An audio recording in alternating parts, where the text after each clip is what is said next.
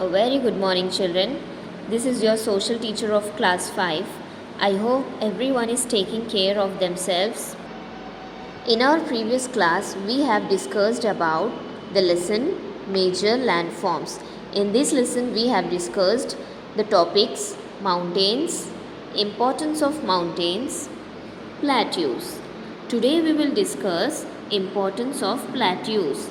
Plateaus की क्या अहमियत है? Okay. The plateaus are very useful for us. Plateaus बहुत यूज़फुल है हमारे लिए. हमने क्या पढ़ा था कि plateaus क्या है? A flat land on a hill.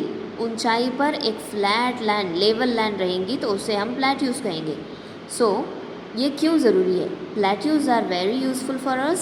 Plateaus हमारे लिए बहुत फ़ायदेमंद है. Some old plateaus are rich in minerals. कुछ पुराने प्लेट्यूज़ हैं जो कि मिनरल्स में बहुत ज़्यादा है, वहाँ मिनरल्स बहुत ज़्यादा है. कुछ ओल्ड प्लेट्यूज़ में सच एज जैसे कि iron, copper, silver, gold, mica, coal and precious stones.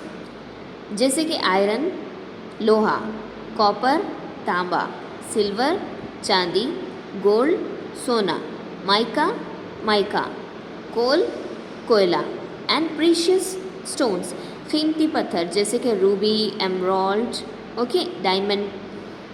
Plateaus in tropical areas मतलब जो अर्थ में इक्वेटर के पास जो रहता है एरिया, इक्वेटर के करीब जो एरिया होते हैं उसे कहेंगे हम tropical areas near to the equator के करीब वाली लाइन में जो भी करीब में एरियाज़ जो होते हैं उसे हम कहेंगे ट्रॉपिकल एरियाज़. सो ये ट्रॉपिकल एरियाज़ में जो प्लेट्यूज़ होते हैं are good for growing crops. ये क्रॉप्स ग्रो करने के लिए, फसलों के लिए बहुत अच्छे होते हैं ये areas. Some plateaus have rich grasslands. कुछ प्लेट्यूज़ में बहुत बड़े बड़े ग्रासलैंड्स भी होते हैं. कुछ प्लेट्यूज़ में बहुत बड़े ग्रासलैंड होते हैं. Grassland means a large open area covered with grass. बहुत ज़्यादा बड़ा एरिया, ओपन एरिया जो कि घास से कवर्ड होता है, घास से जो कवर रहता है, जिसमें घास उगी हुई रहती है, बहुत बड़े एरिया को हम कहेंगे grasslands. Which are used for rearing cattle and sheep. कुछ प्लेट्यूज़ में बड़े बड़े ग्रासलैंड्स भी हैं जो कि यूज़ होते हैं रेयरिंग कैटल एंड शिप, भेड़ बकरियों को चराने के लिए भी यूज़ किए जाते हैं. So next is plains. Plains क्या है? बहुत बड़े मैदान जिसे हम कहेंगे plains. A plain is a flat area of low lying land.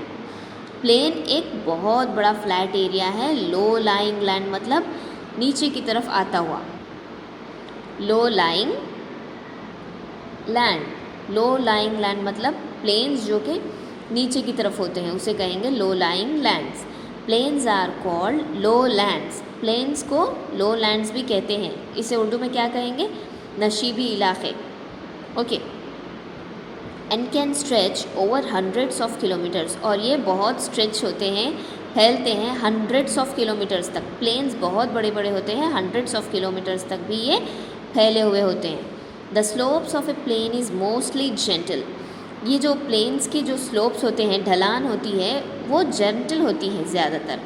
Gentle means नर्म, मतलब वहाँ पर कोई पहाड़ या फिर नोकीली उसकी ऊंचाई या फिर उसकी ढलान जो है नोकीली नहीं होती है, उसे कहेंगे हम gentle. Although it can be slightly हिली इन प्लेसेस. थोड़े थोड़े जगहों पर ये थोड़ी पहाड़ी भी हो सकती है. Plains are found both in interior areas and along the coast. Plains पाए जाते हैं इंटीरियर एरियाज़, दाखिली इलाक़ों में, और along the coast मतलब समंदर के साहिल के साथ साथ भी ये पाए जाते हैं. इसके करीब भी ये प्लेन्स पाए जाते हैं. Okay. Most plains are formed by the action of rivers over thousands of years. कई सारे प्लेन्स बनते हैं. ये प्लेन्स मैदानी इलाके कैसे बन रहे हैं? ये बन रहे हैं रिवर्स के, नदियों दरियाओं की वजह से by the over thousands of years, कई सालों से, हज़ारों सालों से जो ये नदियाँ बह रही हैं, ये प्लेन्स को बना रही है, प्लेन्स की शक्ल दे रही है। कैसे? Reverse flow down mountains and bring, ये रिवर्स फ्लो हो रही है, बह रही है, डाउन माउंटेन्स मतलब पहाड़ों के नीचे की तरफ ये बह रही है, एंड ब्रिंग माउंटेन से नीचे आ रही है और ला रही है अपने साथ साथ सैंड एंड सिल्ट, रेती और ये मिट्टी को, मड, कीचड़, सिल्ट कह सकते हैं आप इसे। सैंड एंड सिल्ट वो लेकर आ रही है विद देम, पानी के साथ, which they deposit in wide flat river valleys, जो कि ये कहाँ डिपॉजिट कर रहे हैं, जमा कर रहे हैं? वाइड फ्लैट रिवर वैलीज, चौड़ी दरिया की वादियों में। वैलीज मीन्स, रिवर वैलीज मतलब दरिया की वादियाँ, और वाइड फ्लैट मतलब चौड़े और फ्लैट दरिया के वादियों में ये सैंड और सिल्ट को जमा कर रही है। दिस डिपॉजिट्स फॉर्म प्लेन्स, और इस तरह से यही डिपॉजिट क्या कर रहा है, ये जो सैंड और सिल्ट है, ये वादियों में, दरिया के वादियों में क्या बना रहा है? प्लेन्स बना रहा है ओवर टाइम, वक्त के साथ साथ। A good example is the northern plain in India, बहुत अच्छा इसकी मिसाल है northern plains in India, India के नॉर्थन प्लेन्स में, formed by the Himalayan river, Himalayan river की वजह से भी यहाँ पर नॉर्थन प्लेन में भी प्लेन्स फॉर्म हुए हैं। किसकी वजह से? नॉर्थन एरियाज़ में प्लेन्स फॉर्म हुए हैं हिमालय रिवर की वजह से। हिमालय रिवर से भी जो सैंड और सिल्ट आ रही है वो फॉर्म करती है नॉर्थन प्लेन्स को। Okay, the rich soil of plains make it very good for crops, ये जो बहुत ज़्यादा मिट्टी है प्लेन्स की, ये बहुत अच्छी है फसलों के लिए।